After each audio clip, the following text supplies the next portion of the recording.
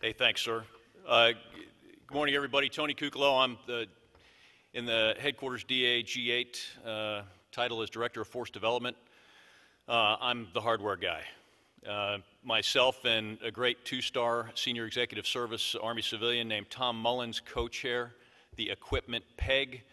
My team is the team that matches resources to the programs over a 5-year plan and tries to keep the equipment buys going the way the Army wants them to go. I brought some slides. Next slide, please. And I did so because I think it's important. I'd like to, what I'm going to try and do is I'm going to try and talk to industry. So I'm speaking to industry reps out there about where the Army's going, and I'm going to put it in the context of what you heard from General Cone and in the context of what you heard from Generals Walker and Perkins. Take a look at the gold banner there. I mean, that is, if there is an Army strategy, current Army strategy to equip the Army of 2020, that's the bumper sticker. Okay, what does versatile mean? Versatile means that we'll be looking for equipment that will support both combined arms maneuver and wide area security. You saw that in the operational concept General Cone laid out. Our attitude is the equipment you need to win is the same equipment you need to prevent. Shaping may be another issue, but the same equipment you need to win, you need to use to prevent. So combined arms maneuver and wide area security be where we're looking for versatility there. And on the affordability part, look, I don't need to tell you there are going to be things we need that we cannot afford, we will not be able to afford. So how do we sort that out? You heard General Walker talk about capability needs assessment and prioritization. We're going to take the assessment and the recommended priorities from TRADOC, see how they are validated by the G3 and the Army senior leaders, and that's what we'll go by. But affordability is going to be a lens that everything will be examined with in the upcoming years. So if you look at the tenets very quickly, those 3 boxes right there, I'll try and explain them. Integrated portfolio, I'm going to tell you what a portfolio is in just a second and how it works. And again, I'm talking to industry, so I'm hoping to give you tips, techniques on where to enter if you don't know the right level of engagement to be heard and to bring your ideas. But a portfolio is essentially a capability. Now, right now, the portfolios are heavy. When we do portfolio reviews, and you got to imagine now, picture a conference room in the Pentagon where at the head of the table are 2 gentlemen, the Vice Chief of Staff of the Army, and the DOSA, the Deputy Undersecretary of the Army, or the Undersecretary of the Army. And all the equipment and acquisition and training and doctrine command leadership is around the table or on VTC. And we handle things like, sir, we should, let me go with a portfolio of fires indirect. Sir, we should buy this rocket, and here's why. When you look at a capability portfolio, when you're making that argument, you lay out all of the fires systems, how this rocket will help that, why maybe you don't need to buy some other precision munition. So it's looking at a capability holistically to make the right decisions, particularly in an austere environment. Incremental modernization, that means we'll be looking for equipment that has growth potential.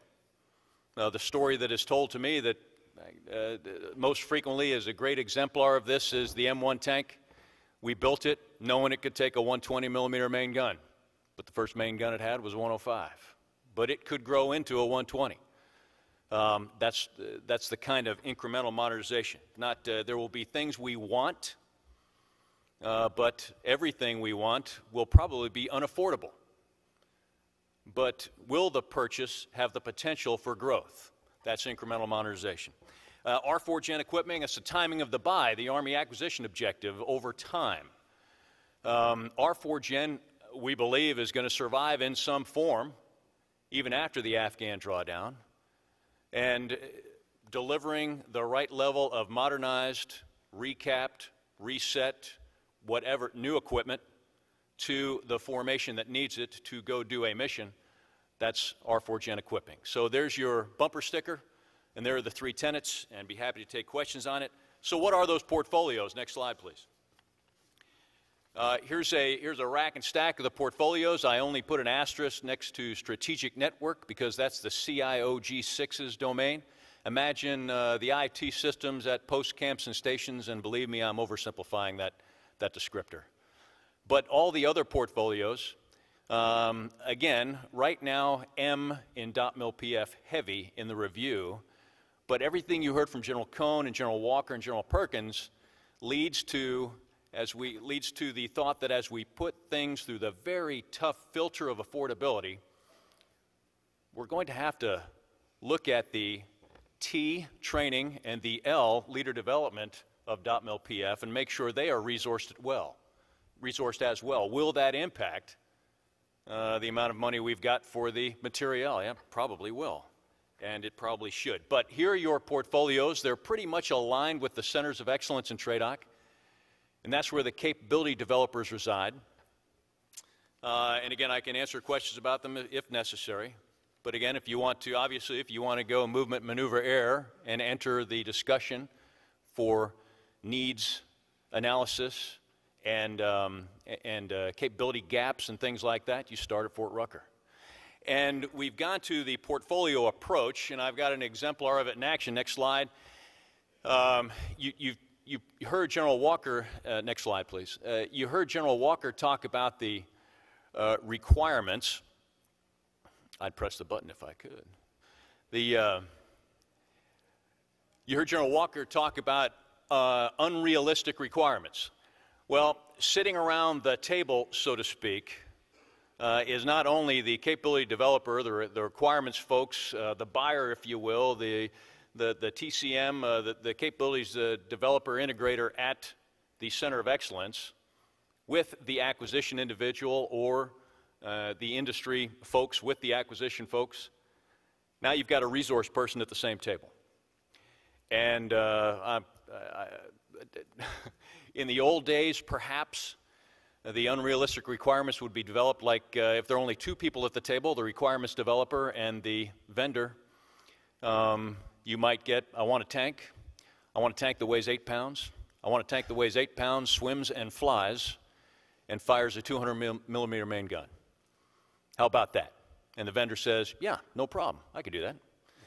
With the great thoughts of capitalistic entrepreneurs, I can do that. Might take 40 years, several $1 billion, but we can do it. Well, now, at this table, what happens is they work the requirement. The intent is you work the requirements very hard. The intent is that you develop the business case analysis for where you're going with this system, and probably most importantly, you prepare up the line to show where you can make cost trades and prepare to make cost trades.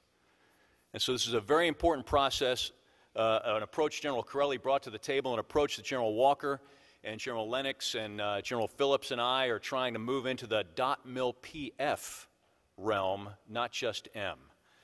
And next slide, please. Break, new transmission. I was going to close, because I'm at my time limit right now, I was going to close with leaving you what our current priorities are for equipping. They're in the top half of the slide, and the top 10 programs are in the bottom half of the slide. Goes without saying, again, we're equipping to win. That's the intent. And we're looking very hard at the squad as the foundation of the decisive force.